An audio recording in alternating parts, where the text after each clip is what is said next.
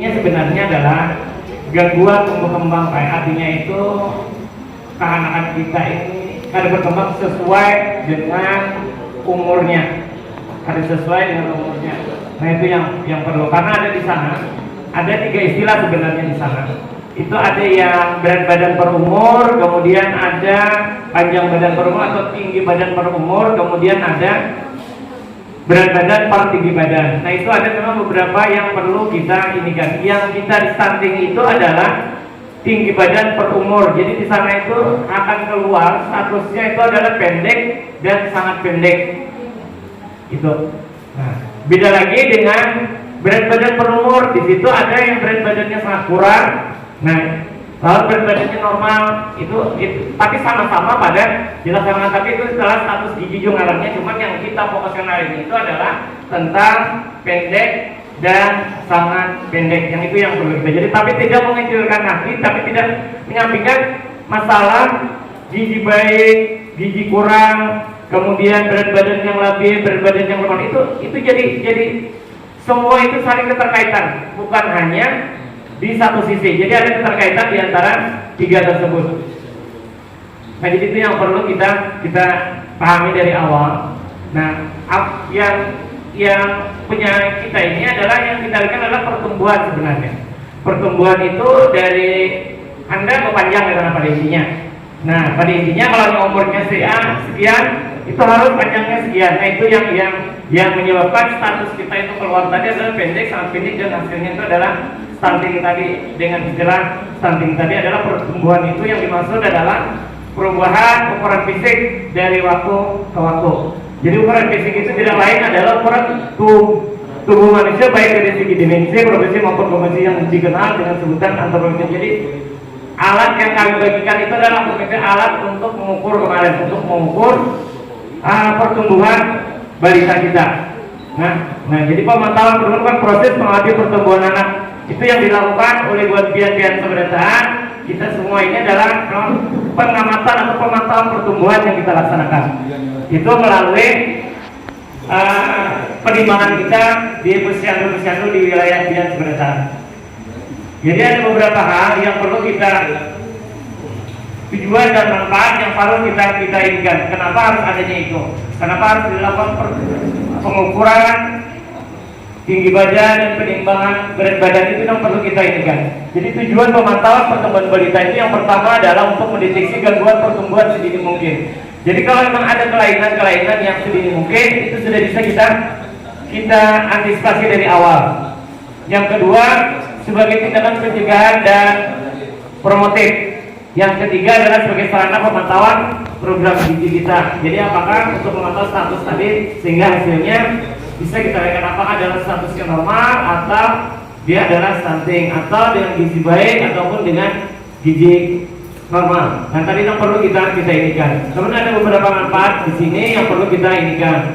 Yang pertama, untuk mengetahui pertumbuhan anak kita apakah sesuai dengan umur dan panjang badannya apakah sudah sesuai. Yang kedua juga meningkatkan keterampilan dalam rangka memberikan asuhan kepada anak kita. Yang manfaat yang kedua itu adalah kita bisa memberikan kapsul vitamin A dan makanan tambahan yang kita laksanakan ini. Jadi yang penting ini yang emas itu yang perlu kita perhatikan. Ada dengan istilah itu adalah 1000 hari pertama kelahiran.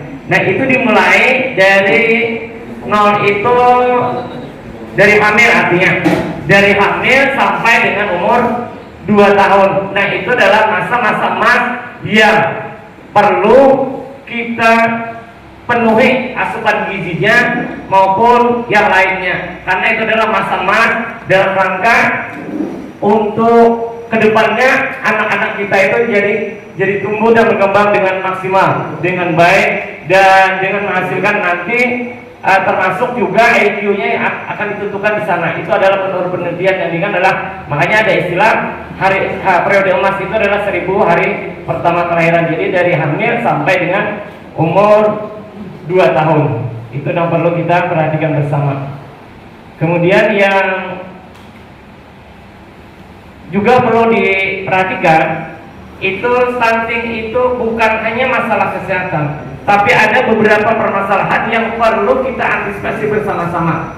Jadi makanya di FGD ini Pecamat Gudang Bubuan kita sebenarnya bagaimana untuk mengatasi yang dalam 100% itu 30% yang sudah kita laksanakan saat ini.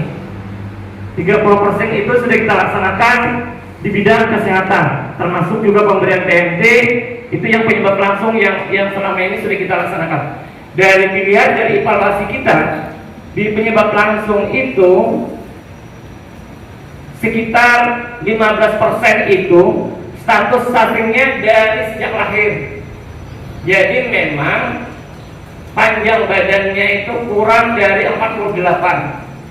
Dasar rendah bisa kita.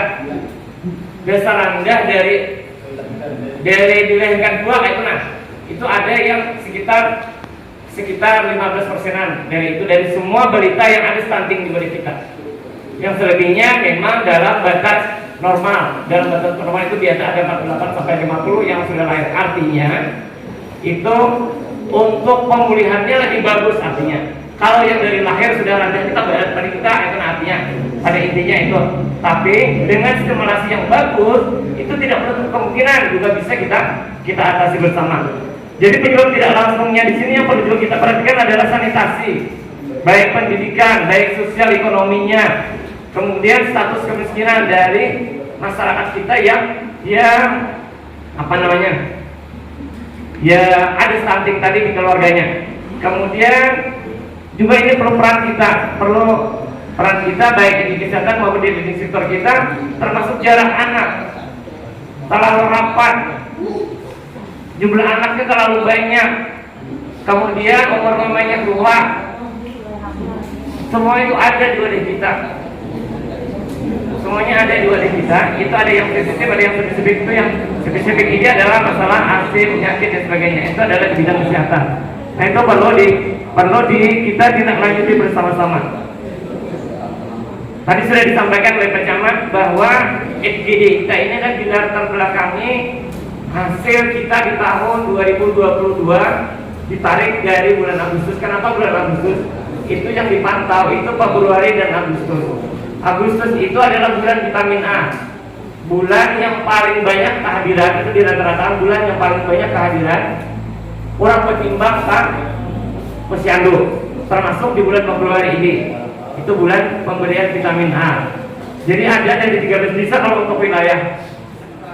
Itu berapa kan dari 8 desa itu di tahun 2022 ada beberapa faktor yang kita lihat, diantaranya setelah kita evaluasi di ini hasil yang sementara perlu ulun simpulkan bahwa PMT yang kita berikan kemarin hampir tidak ada yang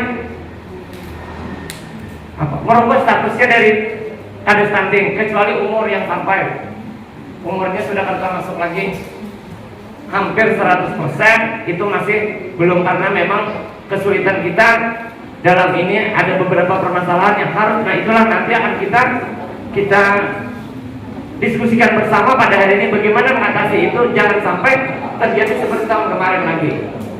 Mudah-mudahan harapan kita sudah mengeluarkan biaya yang sedemikian rupa, sedemikian banyak itu, sehingga kita harapkan hasil kita bisa maksimal di tahun 2023. Ada beberapa permasalahan yang diantaranya itu adalah masalah memang kebutuhan gizi yang sejak dalam kandungan atau hamil, ada yang ibu hamil dengan ibu hamil SD tadi, ada umurnya yang sudah 35 tahun masih hamil. Nah, itu ada perlu. Kemudian ada yang juga perkawinan di bawah umur.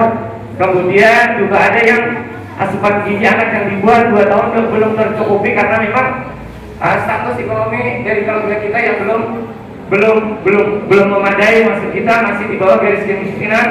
Kemudian juga ada dasar dari lahirnya itu sudah beratnya rendah di bawah 2.500 kg, dan juga tadi ada yang di bawah 48 tinggi badannya sejak lahir. Nah itu yang juga sangat mempengaruhi keberhasilan kita dalam penanganan stunting kita di wilayah Kecamatan Pandawan. Nah ini untuk yang di Kalau dilihat di prevalensi kita itu dari Agustus sampai di Januari hampir tidak ada perubahan. Coba kita lihat dari Agustus adalah 1445. Kita akan bicara angka, kalau angkanya banyak sih, kalau angkanya lebih 100 kita yang di pejabat tadi kita harus turunkan jadi 2 digit, kita masih adalah 14.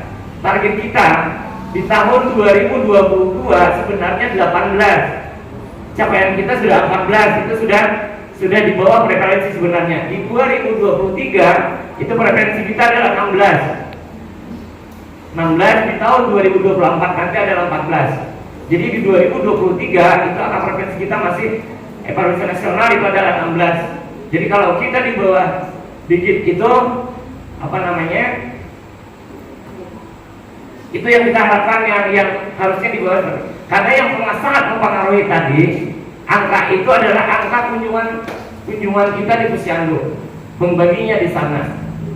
Karena alhamdulillah kalau di ini kita masih kunjungan kita masih di atas 90%, di atas 90% kita di PLS kita. Target kami di Dinas Kesehatan bulan Februari harusnya 100%. Makanya ada yang di sweeping. Jadi itu yang akan mempengaruhi kita. Karena semakin banyak yang itu semakin ini. Salah satu contoh saja saya sampaikan, misalnya Masiraan itu penduduknya sedikit, beritanya sedikit, kasusnya banyak sedikit, lalu angkanya jadi tinggi prevalensinya. Nah, jadi semakin bagus itu kunjungan kita sebenarnya harus semakin bagus dulu, baru nanti kemudian kita tangani stunting kita sehingga angka prevalensi kita, harapan kita akan turun. Nah, ulun belum lihat kalau yang di 12 ini, tapi kelihatannya ini bagus. Mudah-mudahan di tahun 2003 selanjutnya kita bisa lebih maksimal lagi, sehingga angka yang diharapkan seperti disampaikan Pak Camat tadi di bawah 2 digit tadi bisa kita capai. Nah, itu kalau dilihat di angka prevalensi kita. Ini kalau kita dilihat data itu yang angka merah ini di data Agustus itu ada yang di 27 itu ada Masirahat, ada Jarani, ada Buluan. Nah, Masirahat itu jumlah beritanya hanya 54. Sedangkan yang dengan status sangat pendek itu ada 15. Jadi makanya angkanya tinggi. Ya. Nah, ini jadi perlu kita ini target kita Agustus itu adalah 18. Capaian kita sudah 14.